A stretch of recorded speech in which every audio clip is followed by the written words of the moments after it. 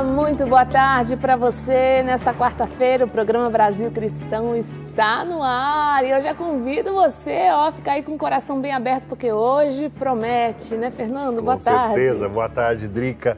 Boa tarde para você que nos acompanha no programa Brasil Cristão. É quarta-feira. Quarta-feira. Toda quarta-feira. Nós estamos fazendo uma série que a gente está chamando aqui de Legado. Deus Nosso Senhor usou e tem usado homens e mulheres que já impactaram profundamente a vida da igreja no Brasil, a evangelização da igreja no Brasil. Nós já falamos de Padre Robert de Grandes, já falamos do Padre Dario Bittencourt, já falamos do Padre Emiliano Tardif em processo de beatificação, Padre Emiliano Tardif. Falamos com o Padre Alírio Pedrini, ele participou conosco, foi maravilhoso. E hoje, Drica, de quem nós vamos falar? Hoje nós vamos falar de uma pessoa assim que para mim é muito cara, né? Um querido, tá no caminho aí, ó, no processo de beatificação, é mais um para nós, né, para a Igreja do Brasil, nosso querido, saudoso Padre Léo. É desse aí que nós vamos falar hoje, do legado que ele nos deixou, do seu carisma, da sua missão, do seu exemplo de vida e também dele como um grande pregador que foi e deixou marcas em muitos corações, né, Fernando? Sem dúvida nenhuma. Marcas em muitos corações e continua deixando, graças aos meios de comunicação que podem eternizar a pregação do Padre Léo. Tem gente até hoje que procura, né, as TVs dizendo: eu preciso conhecer esse padre que está pregando aí. E aí você fala assim: então, o Padre Léo já está com Cristo na glória, mas ele continua pregando através das TVs católicas. Deus seja louvado. Vamos aproveitar. Deus seja louvado pelas TVs católicas que propiciam você ouvir as pregações do Padre Léo. E a grande pergunta que a gente se faz hoje é: na igreja atual, na minha vida, na sua vida, as lições pregadas e vividas pelo Padre Léo, elas continuam ecoando? Será que eu estou amando como esse homem amou? Será que a simplicidade, a liberdade espiritual vivida e pregada pelo Padre Léo fazem parte da minha vida, fazem parte da nossa vida, Drica? É uma ótima pergunta, né? Quem conheceu o Padre Léo com certeza percebe, né, na sua vida, se você acompanhou, ouviu, rastros que ele deixou, né? Agora, você que não conheceu vai ter a oportunidade de conhecer hoje aqui no programa Brasil Cristão. Olha que maravilha, né? E você em casa, quer participar conosco? Você conheceu o Padre Léo? Tem algo dele, né? Alguma fala, alguma pregação, alguma história, alguma experiência com ele que quer partilhar conosco e também com quem está em casa nos acompanhando, e tudo isso são testemunhos. Envie para nós então, se você tem uma experiência com o Padre Léo, se você conheceu, né? Hoje é o dia mesmo de você manifestar o seu carinho, o seu amor. 19997169915. Esse é o nosso WhatsApp, está aqui para você enviar sua mensagem, seu testemunho, sua história com o querido Padre Léo, que nós vamos começar, né, Fernando? Eu vou começar perguntando para você, como é que você conheceu o Padre Léo, Fernando? Eu conheci o Padre Léo em Curitiba. Eu sou curitibano, né, e eu me lembro que a Renovação Carismática da Arquidiocese de Curitiba organizou um encontro de carnaval. Aliás, ele é organizado há muitos anos, e lá em Curitiba o carnaval é chamado de Gabaon, né? A maioria do Brasil é Rebanhão, tudo isso. Em Curitiba é Gabaon, há muitos anos já. E o Padre Léo, junto com a Banda Vida, que era a banda que ele tinha, é verdade, o pessoal, a maioria ali de Brusque, daquela região, foi a Curitiba e eles conduziram todo aquele encontro de carnaval. Foi a primeira vez que eu vi o Padre Léo, né? Muito diferente do Padre Léo dos últimos anos, né? O Padre Léo era bem viçoso, bem gordo, tinha um estereótipo bem diferente daquele que a gente viu. Ele era estragado naquela época, ele mesmo dizia isso. De brinco. Estava estragado. Mas sempre foi um pregador com a capacidade, Drica, de apresentar Jesus na sua humanidade. E tão humano, eu gosto porque ele dizia isso, tão humano esse Jesus, que só poderia ser divino. Tão humano, tão perfeito enquanto homem, tão pleno de humanidade, que só podia ser divino. Aquela frase que Jesus, com a qual Jesus é introduzido, né, por Pilatos, eis o homem, eis o homem. De fato, o Padre Léo, isso é uma marca dos deonianos, né? Uma marca da congregação do Sagrado Coração de Jesus. O coração de Jesus se revelou a nós e ele bate por nós e ele toca as realidades da nossa vida. E o Padre Léo era o pregador de um Jesus que toca a realidade da nossa vida. Ele pregava, né, o coração de Jesus, né? Eu me lembro uma dedicatória que ele me fez em um dos documentos da comunidade Betânia, que dizia assim: minha filha, que a única certeza da sua história seja a ternura do coração de Jesus. Como que você conheceu ele? Então, o Padre Léo na minha vida, olha, gente, é assim, uma das pessoas mais importantes da minha história, porque graças a ele hoje eu tenho uma família, né? O meu filho Léo chama Léo por causa do Padre Léo, porque eu estava em missão em São Paulo. Eu era da comunidade Canção Nova, ele apresentava a Tenda do Senhor. Quem lembra da Tenda do Senhor, né? Tinha aquele bonequinho lá, o Miramar.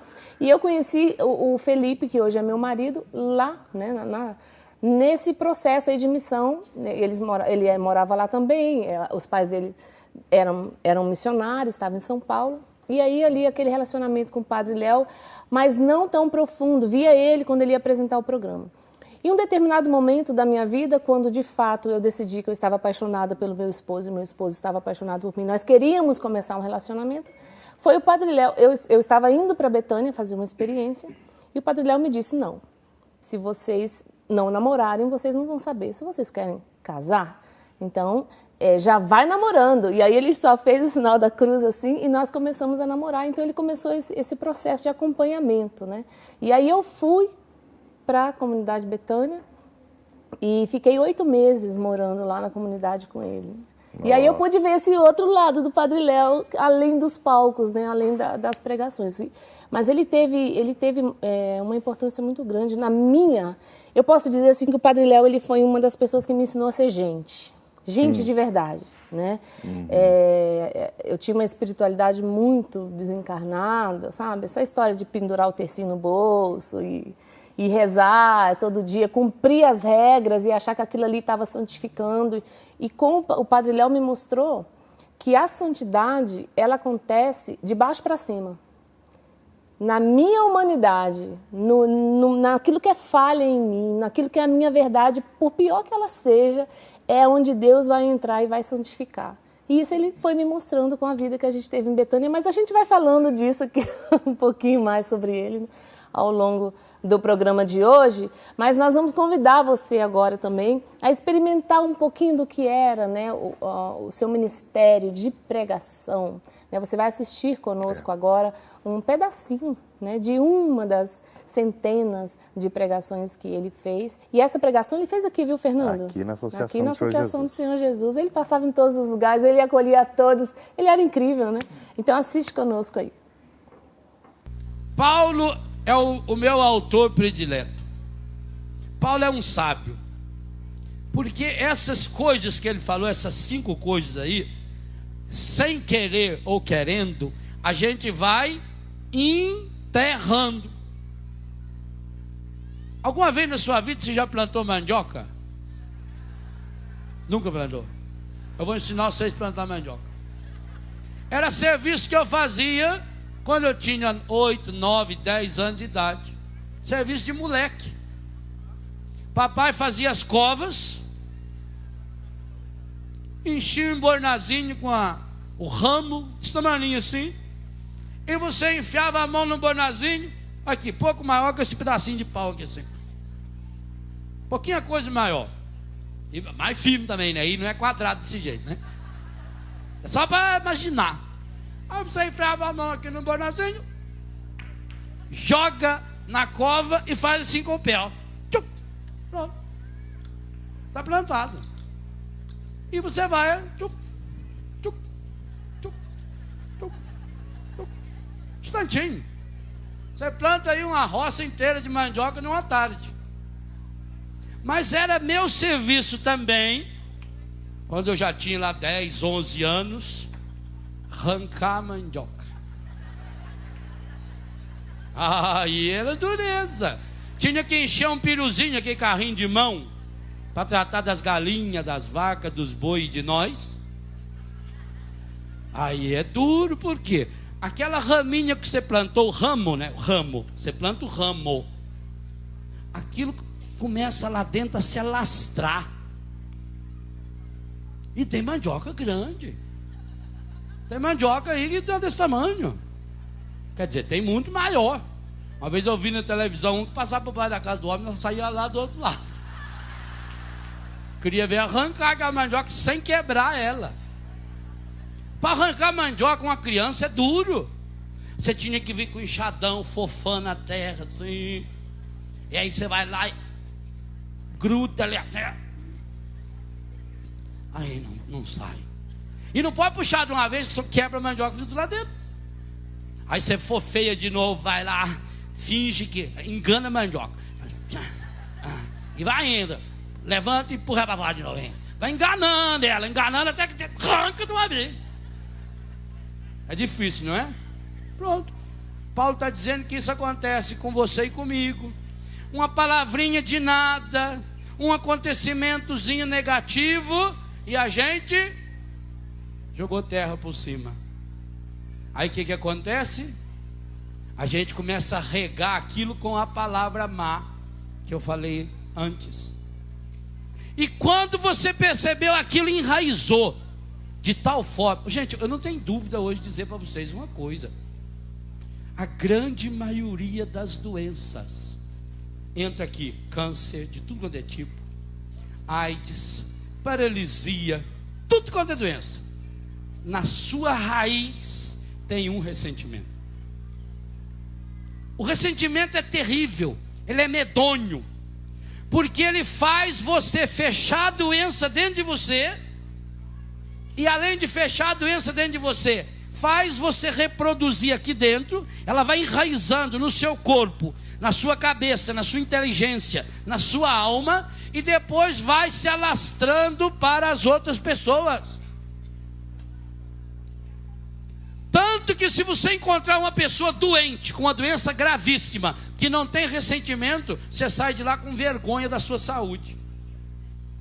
Quantas pessoas você conhece, por exemplo, que não tem perna, que não tem braço, que está deitado numa caminha lá que é só o osso, e está sorrindo, e está alegre.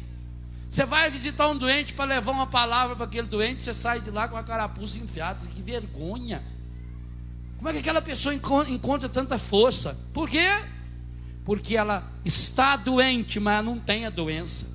O único jeito de você ter a doença é deixando o ressentimento abrir a cova do mandiocá que vai entrando aqui por dentro. Então Paulo está dizendo, isso precisa ser desterrado. O que é que significa a palavra desterrar? Desterrar significa arrancar com as raízes. É a mesma coisa, um mata-pasto, você vai lá e roça ele. Piorou. Se ficou a raiz lá dentro, ele brota agora com mais 4, 5, 6, 10. O único jeito de tirar o mal dentro da gente é ir na... O que a quimioterapia, a radioterapia tenta fazer? Ir lá onde está E quantas vezes os médicos dizem para a gente que eles conseguem tirar?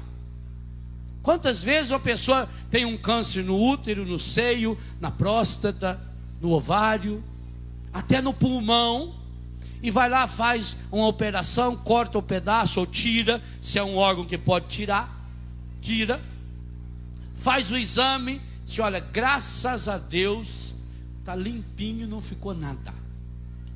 Mas ainda vamos fazer ainda uma sessão, ou 10 sessões de radioterapia para garantir. Aí vai lá e faz aquela sessão, depois faz um exame sofisticado, faz lá uma cintilografia.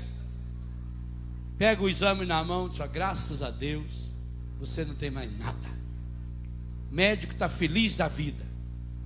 E 2 ou 3 anos depois o câncer volta com uma força medonha. Por quê? Porque não tem radioterapia, não tem quimioterapia que chegue à raiz do ressentimento. Esse é o grande problema, o grande drama. Nós precisamos ajudar as pessoas a curarem do ressentimento. Por isso que eu louvo a Deus que esse livro já está em 3ª edição e foi lançado agora, finalzinho do ano passado, para que as pessoas pudessem perceber: meu Deus, como o demônio é terrível. E não sou Padre Léo que estou dizendo, está aí na sua Bíblia. O ressentimento é porta de entrada do demônio em nossa vida. Ora, onde chega o demônio, o que ele leva? Briga, discórdia, separações. Causa número 1 do desquite e do divórcio. Causa número 1 aqui para nós sacerdotes e religiosos, que tem várias religiosos, graças a Deus, vários sacerdotes.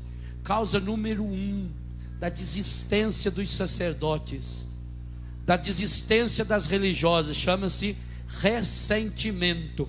Eu ainda não encontrei um que tenha saído, abandonado a vida religiosa, sem que o coração tivesse ressentido. Porque até para a pessoa sair, ela precisa se justificar. Mas eu encontrei um superior que não me acolheu. Porque eu fui muito injustiçado. Porque lá fizeram uma fofoca de mim. A pessoa que não tem ressentimento, tudo que fala dela, ela junta e transforma em adubo e vem mais forte ainda. Jesus falou isso. Se aquilo que falam de você deixa você triste, sabe por que deixa triste? Porque é verdade. Que saudade, hein? Uau. Que coisa maravilhosa. Essa atual demais. Muito atual, né? Quem não tem ressentimento no coração e por isso está doente, e muitos nem sabem que a causa é o ressentimento. Essa pregação sobre a cura interior era um dos ministérios do Padre Léo. Eu digo para você o seguinte, Drica, eu acredito que talvez uma das maiores contribuições da renovação carismática, é a cura interior. Essa prática de ajudar as pessoas a desenterrar as mandiocas, como o Padre Léo estava falando ali. Porque, de fato, o ressentimento é, como o Padre Léo falou, a porta de entrada para a ação do demônio. E o demônio, ele vem para roubar, matar e destruir. A missão dele é nos impedir de chegar ao nosso fim último. Ele trabalha contra as ações e as disposições da divina providência, como a gente vinha falando. É interessante isso, porque o Padre Léo, qual que era o legado do Padre Léo? Ele trabalhava com jovens dependentes químicos, né? E dependentes mesmo, não só, em Betânia não tem só dependentes químicos, né? Existem outras dependências, né? Afetiva, sexual. E Betânia é uma comunidade de acolhimento, não é uma comunidade terapêutica, nada disso. E o Padre Léo sempre reforçava que vício se cura com cura interior. Você não cura vício com remédio, né? Então, os meninos, os filhos de Betânia, né? O processo que eles vivem na comunidade de Betânia, que o Padre Léo foi inspirado, claro, por Deus, né? Ele escreveu tudo, todo o processo está escrito, o nome do documento de Betânia chama Em Betânia, né? E ali está descrito por que se vive cada coisa, por que trabalha naquele tempo, naquela hora, por que se come naquele intervalo. E aí ele vai falando dessa cura interior como processo de libertação dos vícios. E você que está nos vendo agora, mãe e pai que tem filhos né, dependentes, sim, a gente já recebeu muitos pedidos de oração, ele trabalhava esse processo de cura interior. Exato. E em cada um deles encontrava-se também um ressentimento. Eu acho interessante a gente explicar para as pessoas, Drica, esse mecanismo humano de vícios e virtudes.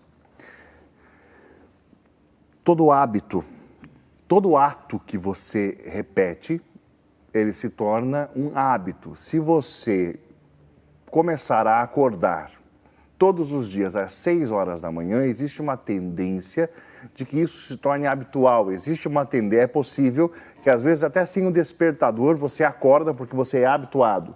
Eu, por exemplo, passei quase 9 anos numa congregação religiosa, nós acordávamos às 5h15 da manhã.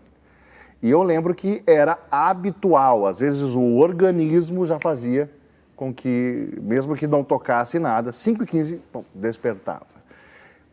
Atos repetidos tornam-se hábitos. Se estes atos são bons, você repete, ele vai formar um bom hábito. Um bom hábito, ele gera virtude. Se o ato que você está fazendo é um ato mau, e você o repete, este ato se torna um hábito, e porque o ato é mau, ele se torna vício. A grande diferença entre a virtude e o vício é que a virtude sempre mantém você livre. E o vício sempre faz de você escravo. Isso é verdade. Sempre faz de você escravo. Então, não existe... Tem gente que fala assim, você não pode ser viciado em algo bom. Não existe vício em coisas boas. Né? Eu sou viciado em ajudar os outros. Nossa, como é um vício que eu tenho. Não, isso não é vício. Porque ajudar os outros é algo que você faz, já se criou um hábito, você tem a virtude de fazer isso, mas a qualquer momento que você quiser, você pode falar assim, hoje eu não vou fazer. Porque a virtude te mantém livre. Ao passo que o vício, a partir do momento que a pessoa é viciada, ela se tornou escrava. Então ela já não domina mais.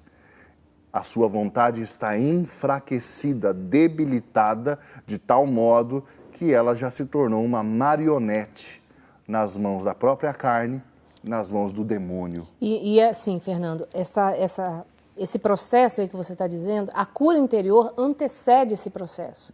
Porque o que levou você a praticar aquilo foi um ato lá no começo. Agora, o que levou você a ter que fazer aquele primeiro ato foi algo que está errado, que está estragado e que precisa de cura interior. Então, por isso que o Padre Léo, ele falava muito sobre a cura interior, porque ele queria levar o ser humano e os filhos, né, de Betânia, cada um que chegava perto dele, nós, se aproximar cada vez mais de Jesus Cristo.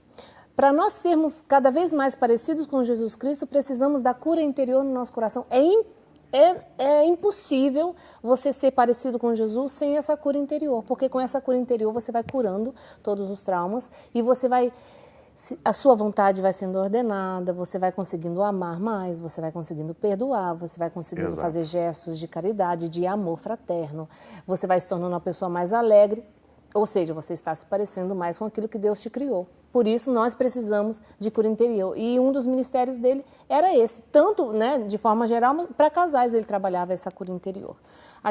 Nós temos outro vídeo do Padre Léo para a gente matar a saudade, né, no nosso coração e também conhecer um pouquinho mais sobre essa forma que ele levava a palavra de Deus, que é única, né, Fernando? É só dele, né? Vamos assistir mais um. O que é a bondade? Bondade é você se colocar no lugar do outro. Isso é bondade. E se eu não me colocar no lugar do outro, já teve alguém que se colocou no lugar dele e do meu. Foi Jesus Cristo na cruz. Se você não conseguir, Jesus dá uma pista para nós lá na cruz. Pai, perdoa-lhes. Não sabe o que faz. O que é bom? Bom não é alguém que faz o bem para o outro. Isso aí pode fazer até por interesses econômicos, filantrópicos. Filantropia não tem nada a ver com bondade. A própria palavra já diz, filantropos, gostar da pessoa, fazer o bem pelo bem. Bondade, eu me colocar no lugar do outro. Será que eu tenho colocado? Sabe por que fala para colocar no lugar do outro? Porque o único jeito de você entender como é que a pessoa está vendo. Vou dar um exemplo bem simples aqui. Esse rapaz que é sério, vou conversar com ele. Como é seu nome? Marco. Não, vamos mudar. Segura a minha reza e me dá esse negocinho. Marco aqui na minha frente, eu estou na frente do Marco. Marco, o que você está vendo na minha mão esquerda? Uma Bíblia. Tem certeza? Você está vendo a Bíblia? O Marcos está vendo a Bíblia? E eu estou vendo a Bíblia? Não estou. Aqui é onde está esse meu dedão, que você na televisão está vendo, porque eu estou vendo eu no retrovisor ali. Aqui onde eu estou batendo com o dedo, eu não estou vendo quem vê. O Marco. E aqui é onde está escrito Bíblia, mensagem de Deus, o Marco está vendo? Quem está vendo? Eu estou vendo. Bondade é colocar-se no lugar do outro, porque o ponto de vista é diferente. Se eu me coloco só aqui, eu vou dizer para ele, eu sou a anta. E ele diz, anta é o Senhor. Imagine que eu tivesse pintado essa Bíblia aqui de verde. Aqui ele tem azul e roxo. Eu ia dizer, que cor é a Bíblia? Ele ia dizer azul e roxo. Eu ia dizer, era verde. O Senhor é caolho. Não é isso que nós fazemos com a vida. Marido, antes de brigar com a mulher, coloque-se no lugar dela. Mulher, antes de brigar com o marido, coloque-se no lugar dele. Por que será que essa pessoa reagiu desse jeito? Meu Deus do céu, há um princípio jurídico que ensina o benefício da dúvida. Cada pessoa é inocente até que se prove o contrário, pois através dos grandes meios de comunicação no Brasil, cada pessoa é culpada até que se prove o contrário. É um absurdo. Hoje, se eu proclamar aqui, porque, meus irmãos, Jesus Cristo curou uma pessoa, um paralítico que saiu andando, a começar de muitos padres e bispos vão dizer, só acredito se tiver um documento na minha mão. Agora, se alguém fizer um comentário qualquer sobre a vida de qualquer pessoa, só de insinuar, sai todo mundo comentando, falaram isso mesmo, falaram, é isso aí. Hoje nós chegamos num nível em que o bem nós precisamos provar e comprovar, e o mal vai se alastrando, porque o mal tem força própria. Por quê? Porque cada um de nós nos transformamos em semeadores do inferno. Isso é terrível. Nós precisamos virar esse disco. É o mal que precisa provar e comprovar e ser arrancado? O bem é maior. Mas eu só vou conseguir me colocar no lugar do Marcos. Agora vem cá, Marcos. Agora é sua vez de vir até mim. Deixa sua Bíblia lá. Eu só vou me colocar no lugar do Marcos, e o Marcos colocar-se no meu lugar, quando a gente for compassivo. Não está escrito aí? E o que é compassivo? Perna esquerda para frente. Compassivo é andar no mesmo passo. Ou se nós dois fosse dançar, eu não ia escolher você para dançar comigo. Obrigado. É você ir no mesmo compasso. Eu só vou conseguir me colocar no lugar do outro na medida em que eu conseguir caminhar com o outro. Então é preciso ser bondoso e o que é ser compassivo? Andar no mesmo. Às vezes a pessoa está lá na frente e aí fica criticando o outro que ficou lá atrás. Tenha humildade de andar junto. Tenha humildade de caminhar junto. Mas só caminha junto quem tem uma meta comum, quem tem um alvo comum, quem tem um objetivo.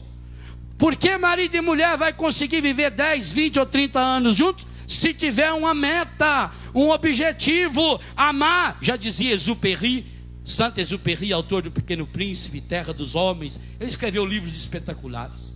Exupéry dizia, amar não é ficar olhando um para o outro. Amar é os dois olharem na mesma direção. Que coisa linda, hein? Marido e mulher, vocês precisam olhar na direção do céu. Hoje não se olha mais. Hoje fica olhando um para o outro para ver defeito do outro, para justificar. Sabe por que eu fiz isso? Porque você aquele dia, lembra daquele dia que nós estávamos naquele dia?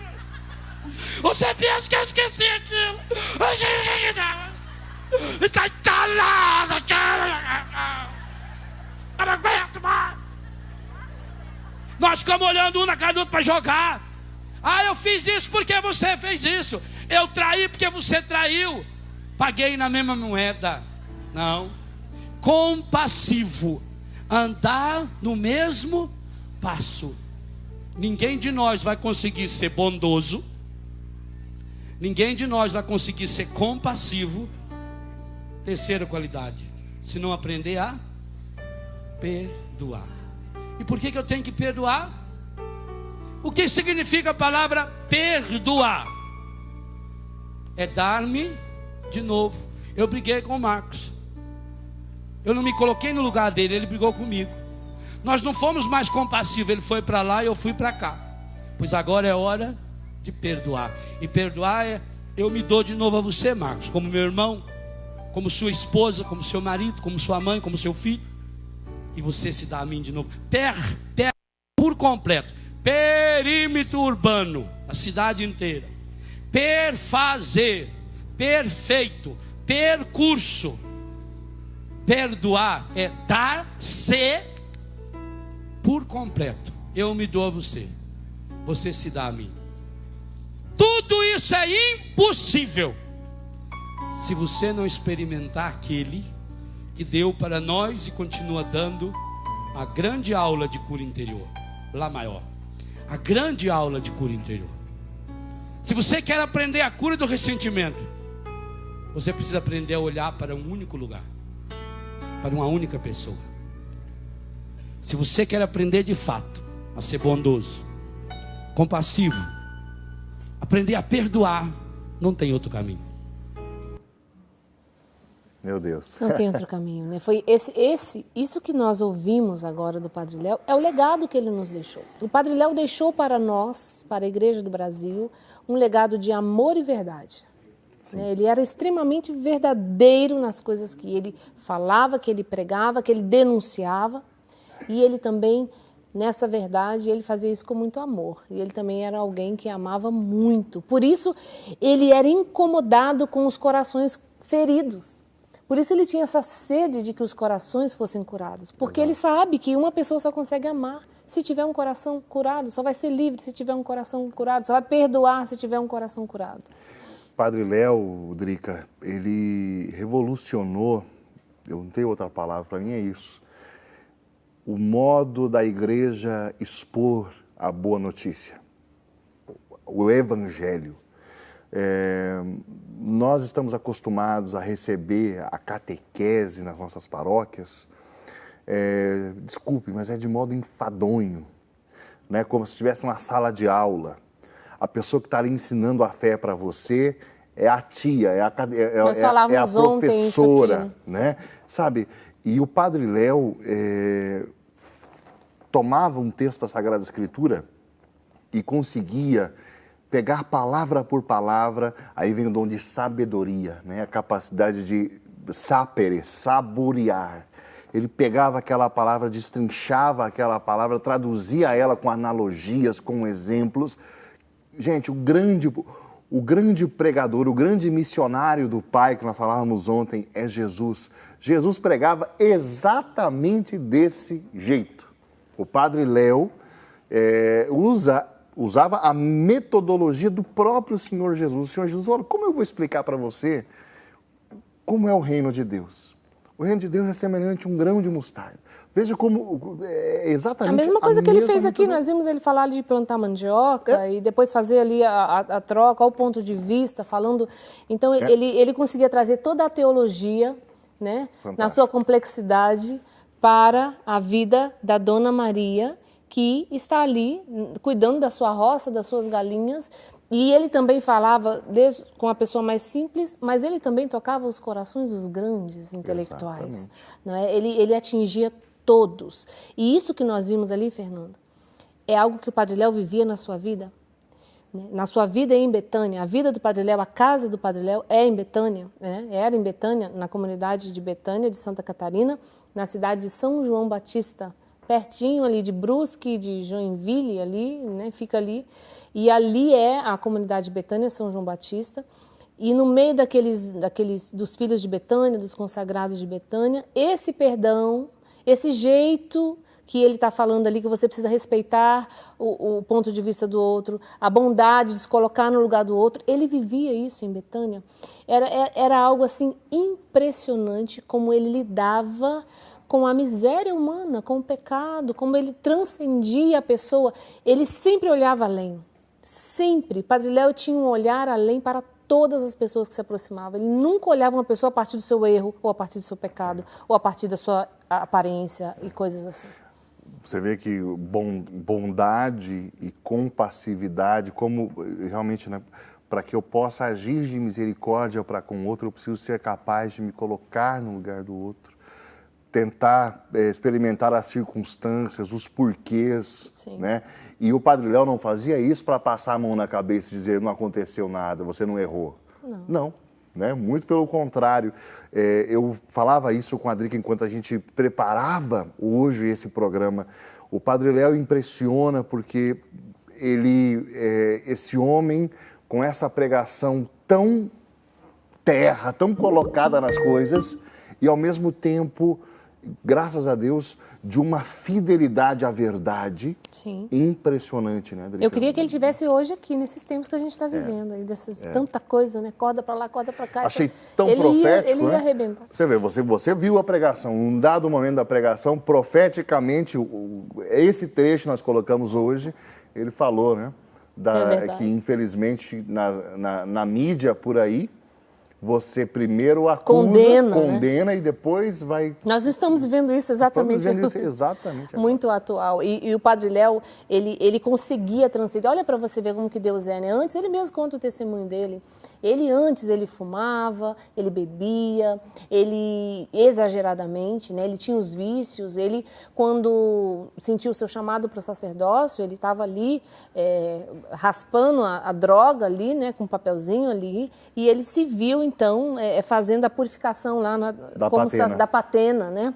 Então, ele experimentou, eu acredito que Deus permitiu que ele experimentasse todas essas coisas para colher esses meninos, né? Quando ele criou Betânia, não foi à toa que ele criou Betânia com o nome de Betânia, a gente também falava sobre isso, né? Ele dizia, em Betânia, Betânia significa a casa do pobre, né? E Betânia é o lugar onde Jesus ia, onde estavam os amigos de Jesus. Quem morava em Betânia lá na Bíblia? Né? Quem Jesus ia visitar em Betânia, Fernando? Um leproso, uma prostituta e uma doidinha. Eu chamo a Marta de doidinha. Aquela mulher atarefada, corrida, né? Tiveram suas vidas transformadas por Jesus, mas exatamente. Essa foi... Quando Jesus os encontra, essa era a situação deles. Exatamente. Então, Betânia agora existe para acolher cada um como se fosse o próprio Cristo. Esse é o lema de Betânia. Acolher cada um como se fosse o próprio Cristo. Então, o Cristo que vem aqui em Betânia, ele precisa estar entre amigos. Ele precisa ser amado. A gente precisa passar lá o perfume no pé dele, precisa servir ele, precisa ser amigo dele. É ali nesse ambiente que a gente vai sendo curado. Gostava de ver o Padre Léo dizer de como essas pessoas chegavam em Betânia desfigurados, né?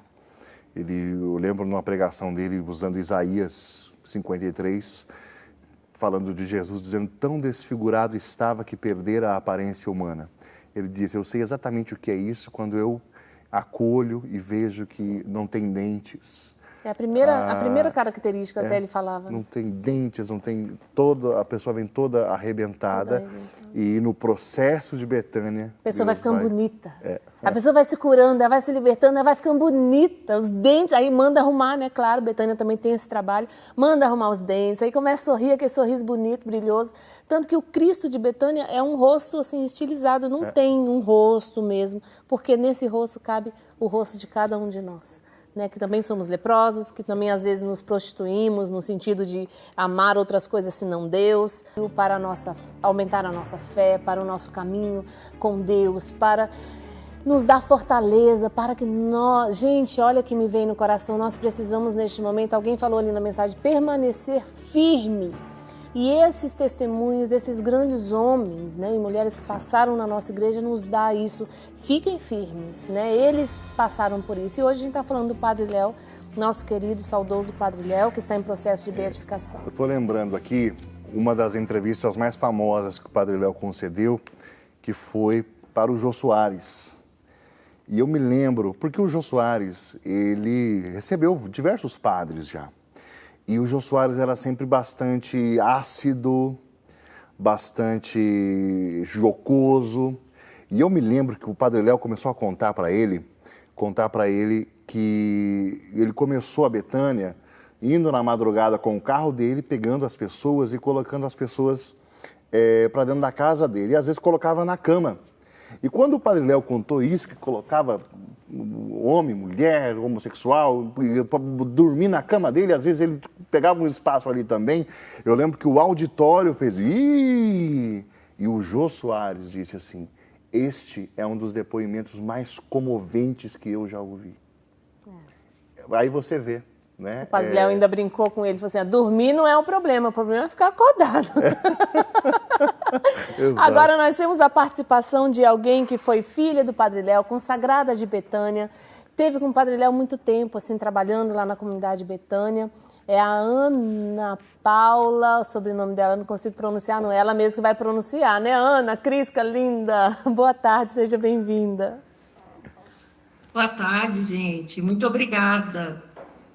Um prazer estar aqui com vocês e muito mais prazeroso é o fato de falar de um homem como foi o Padre Léo.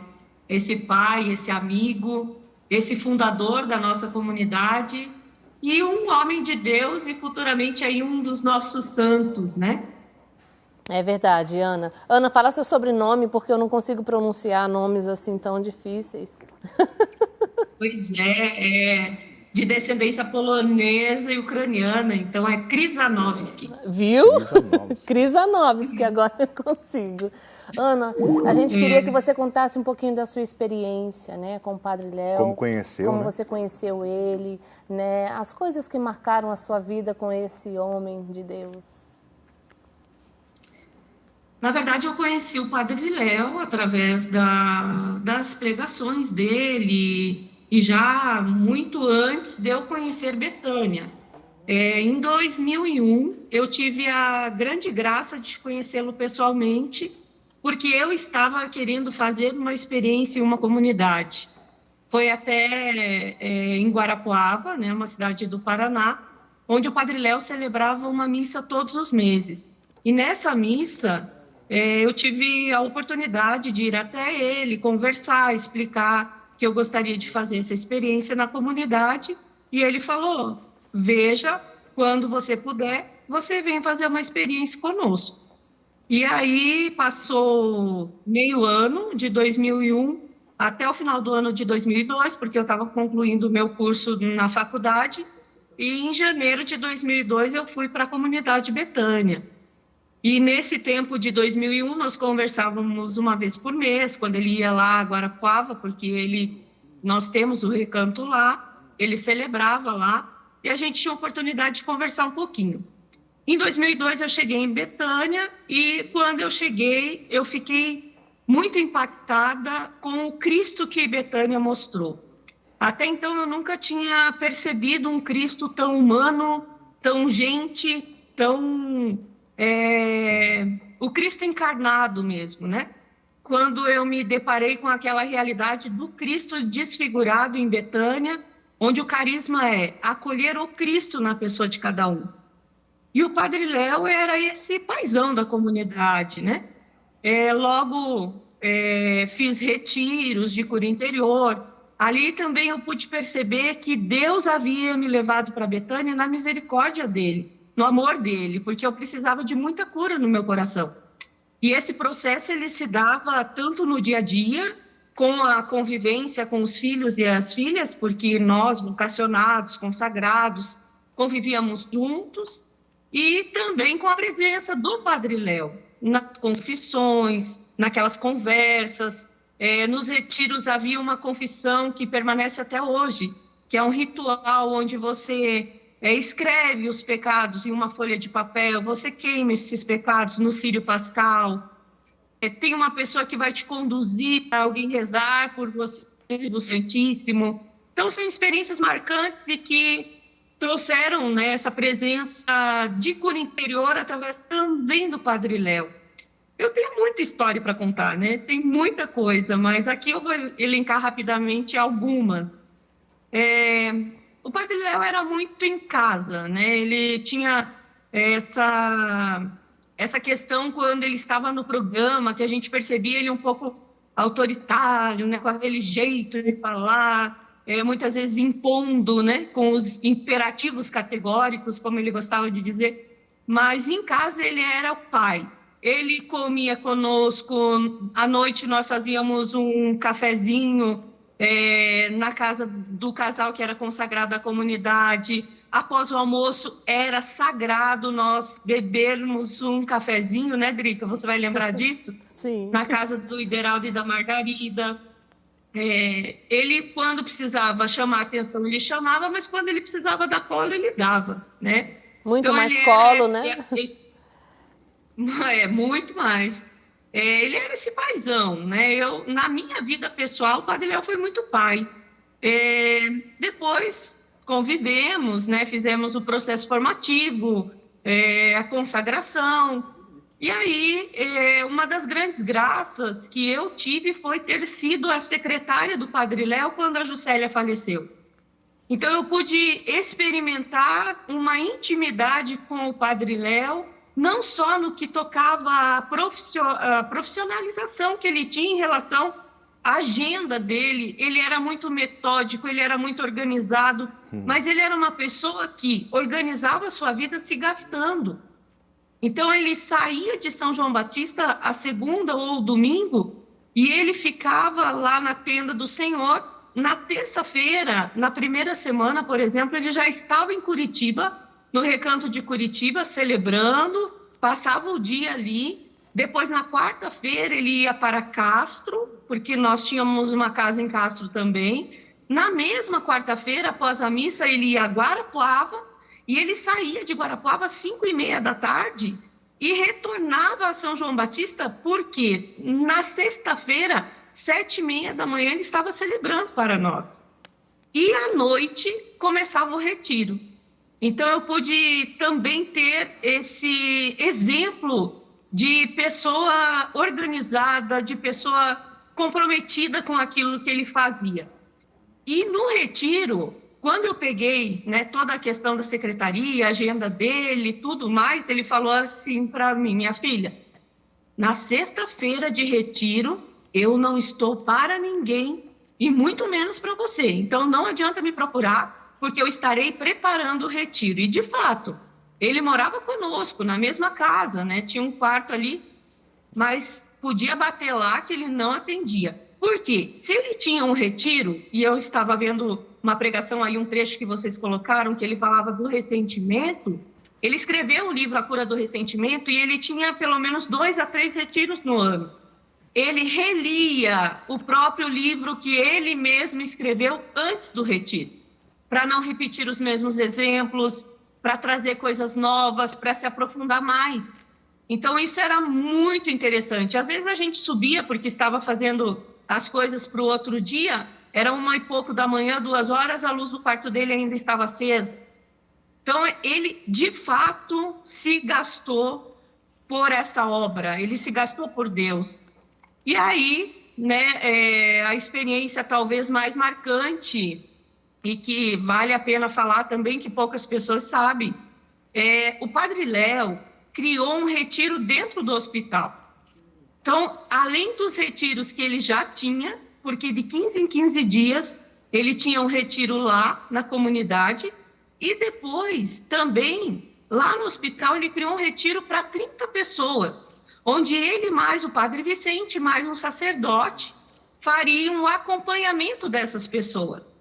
E ele me contou do retiro, todo entusiasmado, todo empolgado, que seria assim, ele falou, só falta você dar um nome para esse retiro, que depois veio a ser chamado de Betânia Lugar de Vida Plena, porque era um retiro de 5 dias, onde as pessoas conviveriam com os filhos, né, teriam uma experiência e teriam a direção espiritual dele, do Padre Vicente, mais desse sacerdote. Então, essa é uma experiência do hospital. Outra experiência bacana também foram as vindas dele, quando ele estava, né, com o câncer em São Paulo. A emoção que foi ele ter vindo em maio. Então, assim, nós estávamos todos reunidos, os consagrados, para um retiro, e a gente imaginou que o Padre Léo chegaria, passaria por nós e subiria para a casa religiosa e ficaria lá. E nós o veríamos passar. Quando o Padre Léo chegou, o Betão, que estava com ele, parou o carro, ele chorou uns 10 minutos. Ele parou de chorar, pegou o lencinho dele, enxugou as lágrimas, saiu do carro e disse assim para nós: vocês vão ficar todos aí longe? Podem vir aqui me abraçar um por um. E abraçou a todos, do consagrado mais velho ao filho mais novo que havia acabado de chegar. Então foram 3 oportunidades que ele esteve conosco depois que ele estava com câncer. Foi em maio, no Dia das Mães, depois foi no Dia dos Pais, olha que interessante, e depois em outubro, no dia 12 de outubro, né, que ele ficou conosco. E um fato marcante desse 12 de outubro é que ele já estava com câncer nos ossos, né? Então, ele veio a descobrir logo depois que ele voltou de São João Batista para São Paulo. E eu, como já sabia que a agenda dele era bem metódica e bem estruturada, eu já tinha deixado praticamente a agenda pronta, só faltava a gente dar os nomes aos retiros, né? E ele disse assim para mim, mas ele ficava muito esfregando a mão ali na parte do fêmur, entre o joelho e o fêmur, porque ele estava sentindo muita dor nos seus ossos. Só que mesmo assim, ele falou: minha filha, você, o Vicente e o André estejam às 11 horas lá no quarto para nós fazermos a agenda. Então, o Padre Léo, gente, ele fez a agenda inteirinha do ano de 2007, porque o Padre Léo não pensava que iria falecer e não queria. O Padre Léo queria viver, o Padre Léo queria cumprir com aquilo que ele tinha feito, né? Ele tinha escrito o livro Jovens Sarados, que iria ser lançado em janeiro, logo depois do seu falecimento. Então, essa é uma experiência bacana também. Sim. Bom, são muitas histórias, né, minha irmã?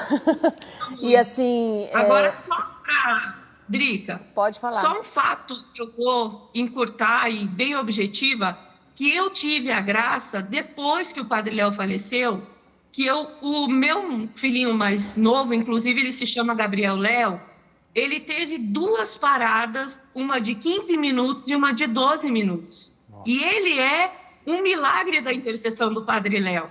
Glória a Deus. Porque eu falei assim, quem diz que santo de casa não faz milagre? Então é para vocês também que estão acompanhando aí, perceberem que realmente, gente, vale a pena a gente divulgar o Padre Léo bem-aventurado, o Padre Léo que será, né, com a graça de Deus, reconhecido santo. Sim. Porque eu posso testemunhar para vocês hoje que na minha vida o meu filho não tem uma sequela. Ele é perfeito, ele é inteligente, ele... em todos os aspectos, né? Então, isso é bacana também de mostrar um pós-morte do Padre Léo. Como ele dizia, a presença física é a mais pobre das presenças. É isso, Drica.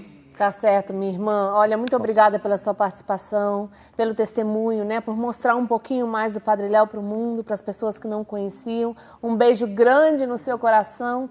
Depois eu ligo aí para você. A gente vai ter o Padre Vicente daqui a pouco conosco, conversando também. O Padre Vicente, que a Ana falou, né, vai estar conosco aqui participando também. E, Fernando, eu vi o Padre Léo fazendo muitos milagres em vida.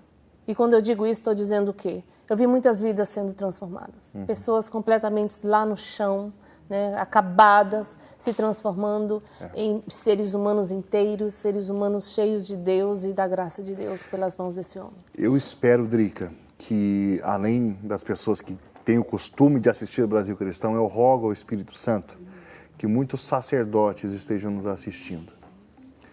Porque o Padre Léo é modelo de participação no sacerdócio de Jesus.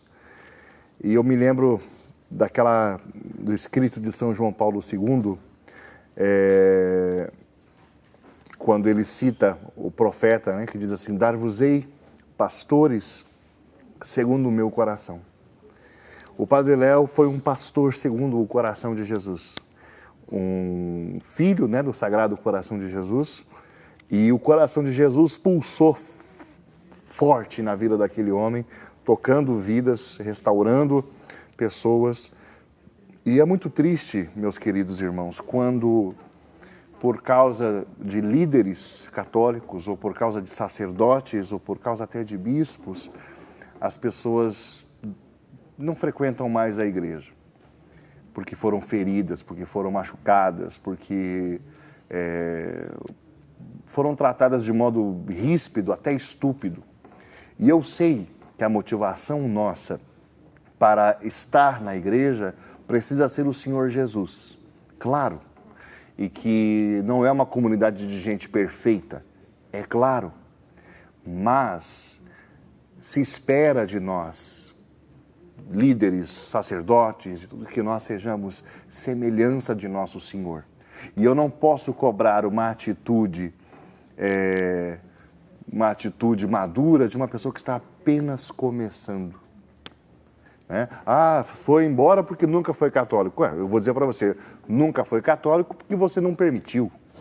Quando ela estava chegando, você a maltratou, você a jogou para fora. Né? Então, e nós vamos ter que responder diante de Deus por isso. Pelas pessoas que o nosso antitestemunho, a nossa estupidez, a nossa rigidez afastou. Deus colocou um cajado na sua mão para você defender a ovelha dos lobos, não para você bater nas ovelhas com esse cajado. E o Padre Léo é exemplo disso. É verdade, né? Acolhia aqueles meninos, amava, e todas as pessoas que se achegavam a ele, como se fosse o próprio Cristo, né? Nós falamos aqui, a Ana reforçou que esse era o carisma de Betânia, só acolher. Em Betânia, uma curiosidade de Betânia é que o portão de Betânia não fecha. Eu vi isso, eu fui lá. O portão de Betânia fica aberto 24 horas por dia. Por quê? Quem quiser ir embora é livre. Para estar em Betânia precisa precisar de Betânia também, né? E com um tema maravilhoso, né? Nós estamos aqui fazendo memória, celebrando a vida, o ministério de um dos maiores pregadores da história recente da Igreja Católica no Brasil. Nós estamos falando do Padre Léo, esse filho do Sagrado Coração de Jesus, esse sacerdote segundo o coração de Jesus, que tanto se assemelhou a Nosso Senhor na sua capacidade de tocar as misérias humanas, redimi-las, né? E resgatar aquilo que a Escritura diz, resgatar do império das trevas e transportar para o reino do Filho do seu amor. Padre Léo foi esse grande instrumento, Drica, sem dúvida nenhuma. Com certeza, foi um instrumento na vida de muitas pessoas, né? Muitas pessoas se achegaram à igreja por causa do Padre Léo, né? Vieram para a Igreja Católica, se deixaram tocar pelo amor de Deus por causa do jeito do Padre Léo anunciar esse Cristo. Nós temos mais uma testemunha desses grandes feitos, né, do nosso querido Padre Léo, que é alguém que o Padre Léo confiou seu legado para cuidar dos filhos e filhas de Betânia, para continuar espalhando esse amor, né, esse ministério de cura, essa graça que é a comunidade Betânia no Brasil, que é o nosso querido, e ele é querido mesmo, Fernando? Padre Vicente, que está conosco agora. Padre Vicente, boa tarde, direto de São João Batista. Direto de São João Batista, com frio, Drica. Boa tarde. Que beleza. Boa tarde, Fernando. Que alegria poder estar com vocês no Brasil Cristão, nessa tarde bonita, e a tarde muito especial, viu? Tá muito frio aí, padre?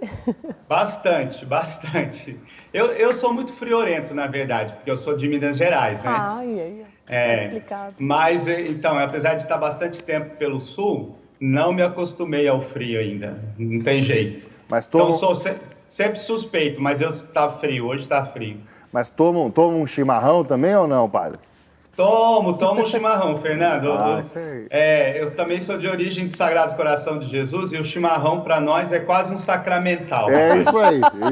Então, e é uma forma da gente se reunir, se encontrar, é muito, muito bom. Que maravilha. Padre, vamos falar então um pouquinho do Padre Léo, desse homem de Deus, né, que passou deixando os seus rastros na nossa vida. Hoje vamos falar um pouquinho, padre, como é. Conta para nós, né, aqui, nós não sabemos, mas nós queremos que o senhor partilhe conosco como é continuar esse legado, né, do Padre Léo em Betânia. Olha, eu me sinto assim, hoje eu me sinto muito mais confortável para poder dizer isso que eu vou dizer agora, né? Aquela sensação de que a gente está no lugar certo. Às vezes eu brinco com os meninos que vocação é você encontrar o seu número exato de sapato, né? Aquele sapato que te serve. E eu me sinto confortável hoje no meu sapato. Mas eu digo para você, Drica, e você que conhece bem de perto a comunidade Betânia, no início, para mim, foi bastante desafiador e me fez confiar ainda mais na providência de Deus e no cuidado de Deus. Eu posso duvidar de qualquer coisa, menos da providência de Deus e de que Deus, de fato, guia os nossos passos, né? Porque, assim, na verdade, eu não me preparei em nada e não tinha em mente em nada que eu ia estar no lugar que eu estou hoje. A única coisa que eu tinha no coração era, eu sempre brinco assim, né? O meu Léo, como assim tem o Léozinho aqui do lado, era o meu Padre Léo, assim, né? Porque o Padre Léo foi entrando aos poucos na minha vida, já ainda como seminarista, e foi ocupando um espaço muito grande, assim, sobretudo depois que eu perdi o meu pai, muito repentinamente, aos 45 anos de idade, do infarto fulminante.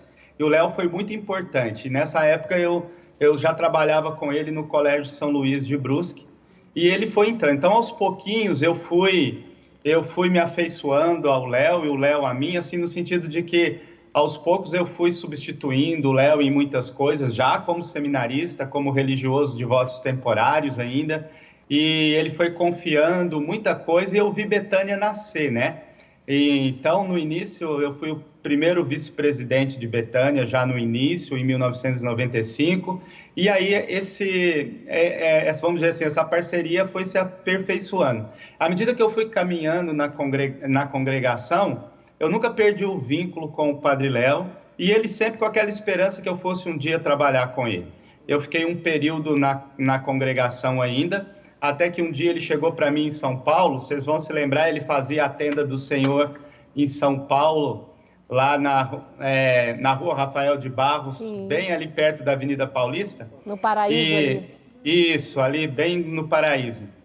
E aí ele chegou para mim e falou assim, agora chega, você junta suas coisas e vem para Betânia, que já deu, já experimentou, já fez o que tinha que fazer na congregação. E aí eu falei com o meu provincial e vim. E aí o provincial fez um período de discernimento comigo e logo em seguida, em 2005, então a gente fechou de vez essa parceria. Eu vim definitivamente para Betânia.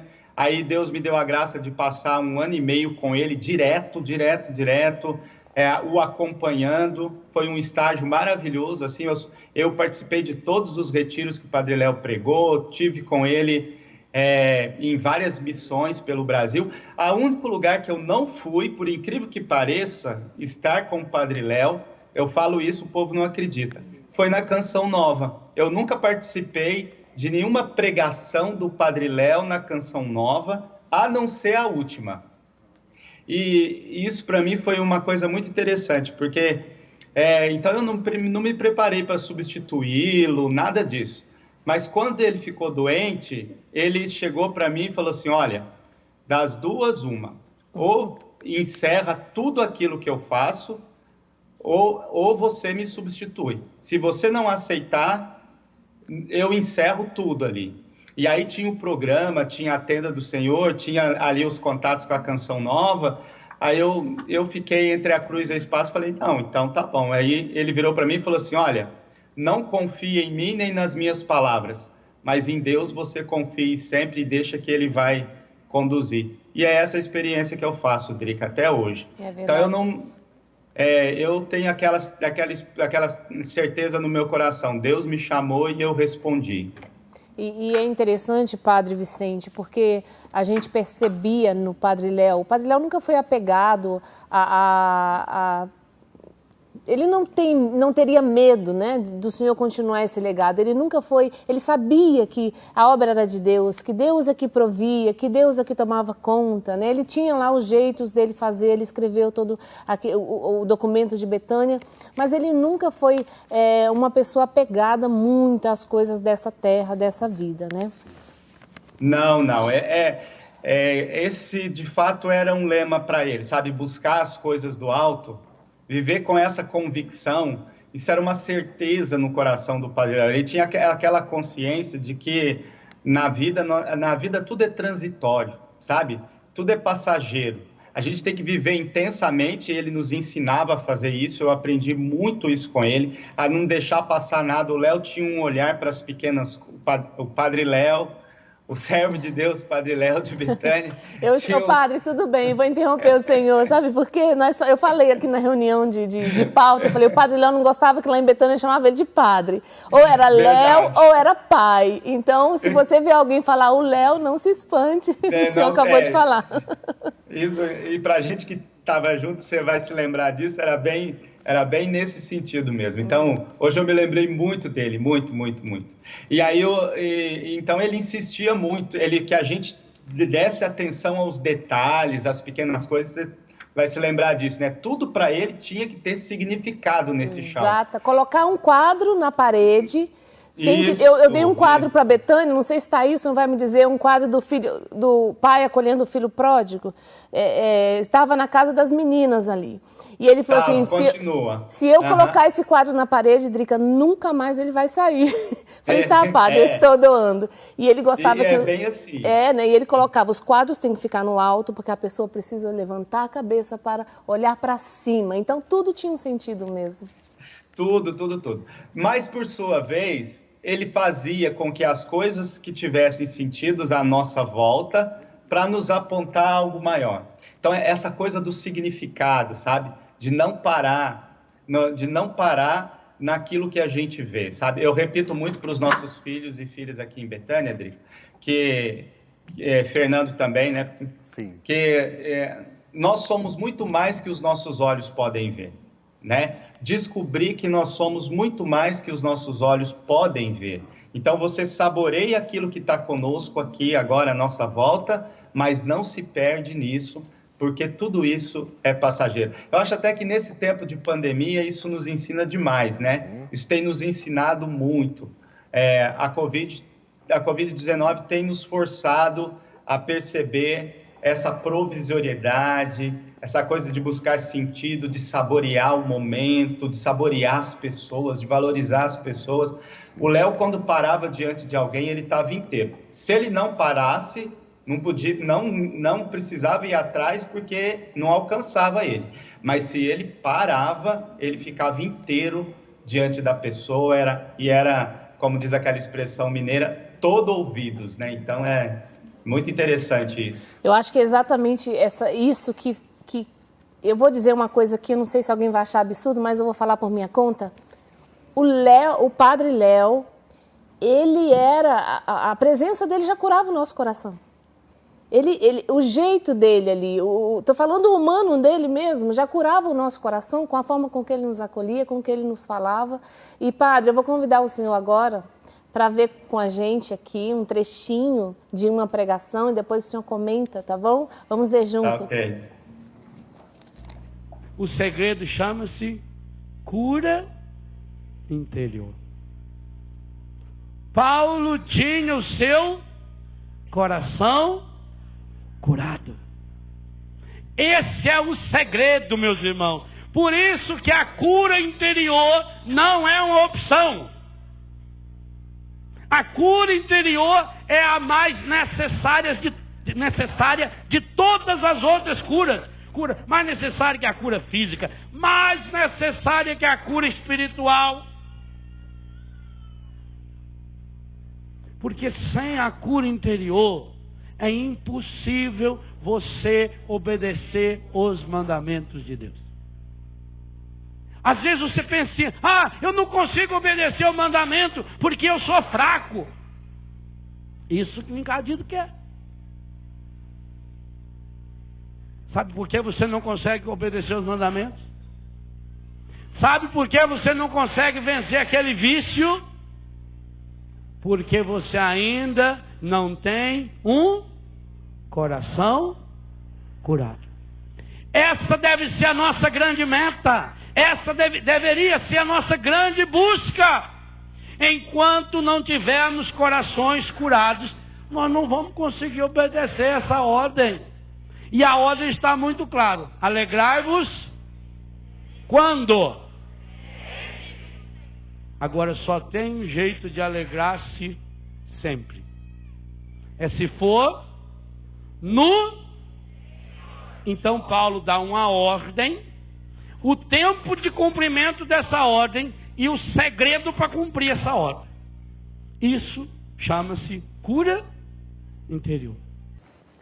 Padre Vicente, ouvindo o Padre Léo falando aqui a respeito da cura mais importante, a cura interior, eu fico vendo como... até nós iniciamos o programa falando um pouco disso, que talvez um dos maiores legados da experiência de renovação carismática foi quando nós começamos a conduzir as pessoas num processo de cura interior, para que a natureza, a nossa psique, ela pudesse ser melhor disposta para a ação da graça de Deus. E o padre Léo era perito em gente, né? Perito em gente, em ser humano. E um dos maiores pregadores da história da igreja recente no país e um dos grandes expoentes da renovação carismática. Padre, eu temo que nós tenhamos perdido um pouco essa capacidade de encarnar o Evangelho nas realidades, e eu temo que a gente esteja numa espiritualidade um tanto quanto angélica, sabe? O que o senhor acha que seria a grande mensagem do Espírito Santo para a igreja através da vida do Padre Léo? Olha, Fernando, eu digo sempre aqui em casa que o Padre Léo é uma grande profecia para o nosso tempo, sabe? Uma grande profecia. Olhando para ele, para a vida dele, para a vida de homens como ele, como o Monsenhor Jonas, como o Padre Eduardo Douglas, uma das grandes graças para a igreja é fazer, inclusive, repensar a nossa espiritualidade, nosso jeito de fazer com que o Evangelho chegue aos irmãos e irmãs de uma forma verdadeiramente entregue ao Espírito Santo. O Léo tinha muito medo, o Padre Léo tinha muito medo, Fernando, Sim. de uma espiritualidade desencarnada, de uma espiritualidade que a gente tivesse a tentação de fato, fazer aquilo que muitas vezes nos acusavam, transformar a fé, a religião, a oração, e ele dizia aqui em Betânia, né, em maconha, né, em ópio de fato, em droga. Ele falou assim, não, a fé não pode ser isso, não é para nos tirar da realidade, para nos deixar de ser humanos, para nos deixar de aprender que a vida é dura. Por isso ele insistia conosco, né, nessa coisa de que a vida é dura, a vida é luta. Por isso ele encarou, por exemplo, a doença, o câncer, com toda essa experiência de fé carismática, de fé fiducial mesmo, assim, de fé de abandono ao longo de toda a doença, porque é um reflexo daquilo que ele dizia, a fé precisa ser, de fato, uma fé encarnada. De que forma? Você não pode deixar de olhar a sua história pessoal. O que é cura interior? E isso a gente faz porque é o que nós trabalhamos com os nossos filhos e filhas aqui em Betânia, a partir daquilo que a gente trabalha conosco também. Então, assim, a cura interior nada mais é de que a luz do Espírito Santo, no poder do Espírito Santo, você revisitar a sua história à luz do amor e do perdão de Jesus Cristo que nos salva, que nos restaura, que nos cura, que nos liberta. E para isso a gente precisa encarar a nossa história de frente e as nossas realidades de frente, sem tirar nada, Fernando. E retomar a história, não ter medo da história, enfrentar os seus medos, as suas dificuldades. Padre Léo tem um livro que onde ele procura saborear a vida, onde ele fala do saborear a vida, onde ele nos ensina a olhar cada momento da nossa vida e agradecer como uma dádiva sem parar, sabe?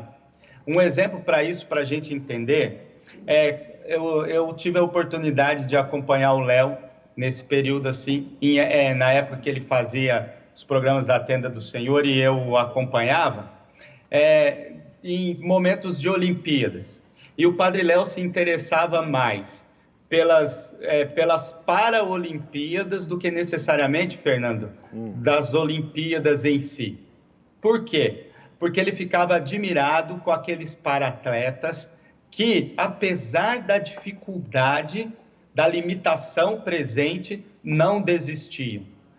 Confiavam e se superavam. Então ele dizia, a cura interior, ela faz isso conosco. Ela nos torna como atletas paralímpicos, que não nos deixa parar na nossa dificuldade, mas faz com que a gente supere, vá além, em frente, sabe? Nunca desista. Isso é muito interessante. Então, a gente encontra no Padre Léo, voltando no que eu dizia antes, uma verdadeira profecia do nosso tempo, porque nós corremos o risco de uma espiritualidade, como ele dizia, chamava uma espiritualidade light, uma espiritualidade onde a gente faz de Deus uma bolsa que a gente carrega, usa só quando precisa, abre, né, e retira aquilo que precisa, e se esquece que isso, na verdade, é um pensamento mágico. Não é o Deus de Jesus Cristo. Deus de Jesus Cristo que enfrentou ali os reveses da vida, os reveses da história, e assumiu lá no Getsemane, né, com toda e lá, e o Getsemane é o retrato claro. Ele tem algumas pregações sobre o Getsemane, que são peças de espiritualidade que nos ensinam muito, porque ele diz assim, no Getsemane, aquele sangue suado pelo Senhor não foi brincadeira, o Senhor sentiu toda a dureza do que iria enfrentar ali, e mesmo sabendo, poderia ter dito não, mas disse sim. Foi até o fim, é um marco para a nossa redenção. Então, a verdadeira espiritualidade nos leva a encarar a vida assim, de frente. Então, eu olho para o Léo e vejo uma verdadeira profecia para os nossos tempos. Para encerrar, porque padre fala muito, você percebe, né, Fernanda? Ótimo. Padre fala muito. Então, assim, nesse aspecto, eu fiquei muito feliz, assim, até confidenciando para vocês e para todos aqueles que nos acompanham no Brasil Cristão, um dos bispos que estiveram aqui, ele disse assim para mim, e me deixou muito feliz, que ele, assim, uma das preces que ele faz, e isso ele ouviu de alguns outros bispos, é pedindo a graça a Deus para que cada vez o Padre Léo possa ser, quando de fato, à medida que for caminhando o processo de beatificação, ele possa ser cada vez mais modelos para nós padres, para seminaristas, sobretudo, fazendo uma síntese daquilo que é o sacerdote segundo o coração de Deus. Escutei você falando sobre isso, e é bem isso. Isso confirma a fala desse bispo, sabe? E aí ele dizia que Deus colocou no coração dele que o Padre Léo ainda seria elevado a padroeiro dos padres. Eu falo isso assim com uma certa comedição, porque, como diz o outro, eu sou suspeito para falar, né? Uhum. Mas isso que o bispo disse, assim, me alegrou muito o coração, sabe? Porque vai ao encontro, sobretudo, daquilo que é um dos maiores desafios dos formadores de sacerdotes do nosso tempo, quem trabalha com seminários, que é, de fato, trazer um modelo próximo de uma espiritualidade encarnada para o nosso tempo. Eu rezo a Deus, Padre Vicente, para que o carisma de Betânia, que é a reverberação do ministério do Padre Léo, que agora seu ministério sacerdotal e ministério dos filhos e filhas de Betânia, que esse carisma ele possa, em benefício de todo o corpo de Cristo, ser ministrado e que todos nós possamos beber das características, porque é evangelho puro. O Senhor, quando suscita carismas, a grande graça é retomar aspectos do evangelho que, quem sabe, a gente não estava vivendo muito bem, e ele, ao suscitar o carisma como rosto e memória desse aspecto, ele edifica o corpo de Cristo todo. Eu ouso dizer que para seminaristas, sacerdotes, para todo o clero, todo o ministério ordenado, E também, padre, eu acredito que Deus vai usar muito de Betânia para a reintegração da unidade visível do corpo de Cristo. Amém. Muitos cristãos que não são da tradição católica, são evangélicos, eles, ao olhar para Betânia, vão se reaproximar em amor. Eu sinto isso, né? Nós já estamos encerrando, Drica, mas... Sim, mas antes de ir, eu queria, padre, rapidinho, viu, diretor? Eu queria testemunhar esse evangelho encarnado que a Betânia vive. Quando eu cheguei em Betânia, eu cheguei lá com a minha bagagem espiritual, assim, debaixo do braço, né? E eu me lembro do Ideraldo falando para mim, Ideraldo, né? Falei certo, né, padre? Ideraldo falando, para de ler, Drica. Vai viver, você fica só lendo esses livros, só fica na capela rezando. Ele falava para mim. E eu falava, nossa, mas eu vou parar de ler, eu vou parar de viver. Na verdade, o que ele estava me dizendo? Esse amor que você está lendo, que você está estudando, precisa ser vivido na vida, com as pessoas, né, com os filhos. Então eu fui entendendo, e aí eu cheguei para o Padre Léo um dia e falei, padre, esse Deus daqui eu não conheço não. Eu não sei quem é esse Deus. Aí ele falou assim, então você está começando a entender. Agora você está pronta para ter uma experiência com Deus que é Pai, né? E aí eu comecei, deixei de ser uma pessoa esquisita e passei a ser gente. Né? A partir de Betânia, dessa espiritualidade que é vivida na vida mesmo. Agora, Fernando, a gente não pode deixar hoje de agradecer ao senhor, Padre Vicente, que cedeu o seu tempo aqui para o Brasil Cristão. Eu sei que hoje o senhor está fazendo aniversário. Não, sério? Obrigado. Achou que a gente não sabia, né? O Padre Léo não gostava de aniversário, não, mas o senhor gosta, né, padre? Fala para mim. Essa era uma das diferenças, assim, entre nós. Eu adoro aniversário. Parabéns, padre. Que Deus abençoe o senhor, cubra de bênçãos, que o senhor continue com esse coração grande, né, capaz de amar e acolher todos, esse legado, essa missão que agora é sua mesmo, é o seu legado, cada um tem seu jeito, né? O senhor tem o seu jeito, ele tinha o jeito dele, ele tinha as chatices dele, o senhor deve ter as suas também. Então, que Deus abençoe o senhor. Tô doida para ver o senhor poder dar um abraço e aí em Betânia. Muito obrigada pelo seu carinho. Eu lembro muito a passagem de Josué, né? Imagina Josué tendo que suceder Moisés, o tremor. E o senhor... rapaz, não fala isso não, eu rezei muito essa passagem. E o senhor disse para ele, estarei contigo como estive com Moisés. Eu não tenho dúvidas que o senhor, Deus preparou o senhor, Padre Vicente, e ele é contigo como esteve com o Padre Léo.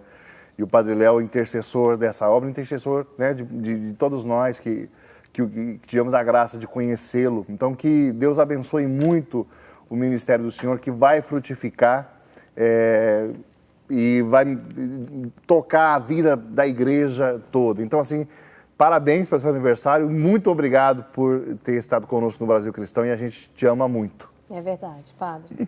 Amém. Eu sou suspeita de falar, não posso.